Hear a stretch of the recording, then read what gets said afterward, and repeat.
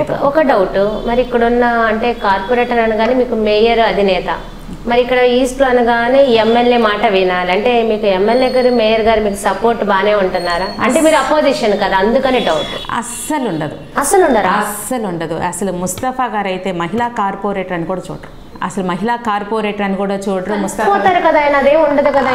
అది అందరికీ తెలిసిన విషయమే. కలిసిపోతారు, చిన్నపిల్ల అతను లాగుంటారు అనేసి అందరూ చూసే విషయమే. కానీ ఆయన పైకైతే మా విషయంలో మాత్రం అట్లా ఉండరు. ఆయన మీ విషయం అట్లా ఉండే ఏం చేశారు అంటే సంఘటనలు ఏం జరిగినాయి అని ఎగ్జాంపుల్స్ చెప్పాలంటే, ఇప్పుడు ఒక కార్పొరేటర్గా ఏదైనా పెన్షన్స్ వచ్చినా కానీ, ఏదైనా సచివాలయం ప్రోగ్రామ్స్ కానీ, ఏదైనా వెళ్ళినప్పుడు కానీ ఒక తెలుగుదేశ కార్పొరేటర్ అనేది మాత్రం బాగా చూపిస్తారు. అంటే పెన్షన్ ఇస్తున్నాను, ఒకసారి పిలిచారు, వెళ్ళాను, ఇస్తున్నాను, నా చేతిలో నుంచే వాళ్ళ కార్యకర్తల చేత పెన్షన్ లాగించుకొని ఈవిడ చేత ఇప్పించడం ఏంటి అనేసి వాళ్ళ చిన్న చిన్న కార్యకర్తల చేత ఇప్పించడం కూడా జరిగింది. అప్పుడు నేను గట్టిగా అడగటం కూడా జరిగింది ముస్తఫా గారిని, ఏంటండి ఇస్తే మీరన్నా ఇవ్వండి, మన ప్రజాప్రతినిధులు, నా చేత నేనన్నా ఇస్తానంటే ఒకప్పుడు గిరి ఇట్లా చేశారు, ముస్తఫాని ఇలా చేశారట గిరి. ఒకప్పుడు మీ గవర్నమెంట్ ఉన్నప్పుడు గిరి నన్ను కూడా ఇట్లాగే చేశారు, కాబట్టి మిమ్మల్ని నేను ఇట్లాగే చేస్తాను అన్నట్టుగా డైరెక్ట్గా ఆయన అనేసారు. డైరెక్ట్గా అంటే మీరు ఒకప్పుడు గిరిగారు చేశారని ఇప్పుడు మీరు చేస్తున్నారని కూడా అడగటం జరిగింది. అయితే ఏం మాట్లాడలా, అవును అంతే చేస్తున్నాం అనేసారు. అంటే ఇప్పుడు ఫస్ట్ నుంచి ఆయన మీద నాకు ఎటువంటిది ఉండేది కాదు, కానీ ఇట్లా బిహేవ్ చేసేసరికి, ఒక మహిళా కార్పొరేటర్ దగ్గర కూడా ఇలా బిహేవ్ చేసేసరికి నాకు అది నచ్చలేదు.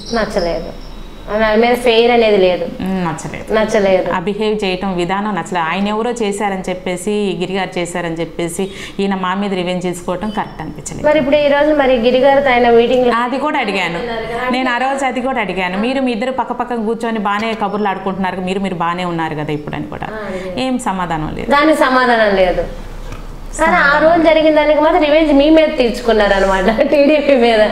అది కాక ఇదేంటంటే ఆయనకి మంత్రి పదవి కూడా పోయింది అనేది కూడా వచ్చింది. అంటే ఈ సీటు కనుక వైసీపీకి వచ్చినట్టయితే బై ఎలక్షన్స్లో ఆయనకి మంత్రి పదవి వచ్చేది.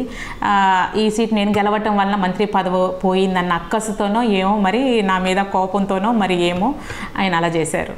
ఎమ్మెల్యే గారు ఇలా ఉన్నారు, మరి మేయర్ గారు వారి సపోర్ట్ అస్సలు లేదండి, అస్సలు లేదు. ఎందుకు అసలు? నేను అసలు ఆయన ఛాంబర్కి ఎప్పుడైనా వెళ్ళినా, నేను చంద్రబాబు నాయుడు ఆయన ఛాంబర్కి వచ్చినట్టుగా ఎంతో సీరియస్ గా చూస్తూ ఉంటారు. ఆయన ఛాంబర్కి వెళ్తేనా?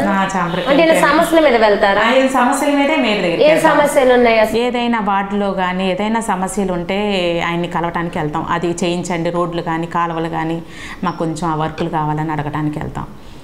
అడగటానికి వెళ్తేనే ఇంకా నేను చేయనని మొహం మీదే చెప్పేశారు. ఆయన చేయను, మీరు టీడీపీ కార్పొరేటర్, నేనైతే చేయను అని చెప్పేసి. టీడీపీ కార్పొరేటర్ చేయను అనేది క్లియర్ గా చెప్పేశారు, మొహం మీదే చెప్పేశారు. అంటే టీడీపీ కార్పొరేటర్ అయినా కూడా ఇప్పుడు వార్డులో సమస్యలు ఉండవా? మరి కులం చూడడం, మతం చూడడం, ఇవన్నీ జగన్మోహన్ రెడ్డి పార్టీ చూడడం అన్నారు కదా, మరి చూస్తున్నట్టుందిగా మీరు చెబుతుంటే. ఇప్పుడు అన్ని అంటారు కానీ ఆయన అయితే డైరెక్ట్ గా చెప్పేశారు. మీరు ఏదైనా ఉంటే మా పార్టీకి వస్తే మీకు అన్ని చేసి పెడతాము, మీకైతే మేము చేయమని చెప్పేసి. టీడీపీలో ఉంటే చేయరు, మీరు పార్టీ మరి వైసీపీలోకి వస్తే మీకు ఏదైనా చేస్తారు. సమస్య లేదే, వచ్చేదే లేదు, మేము ఈ పార్టీలోనే ఉంటాం. సమస్య లేదు, గవర్నమెంట్ ఉన్నా లేకపోయినా మేము టీడీపీలోనే ఉంటాం. గవర్నమెంట్ ఉన్నా లేకపోతే టీడీపీలోనే ఉంటాం.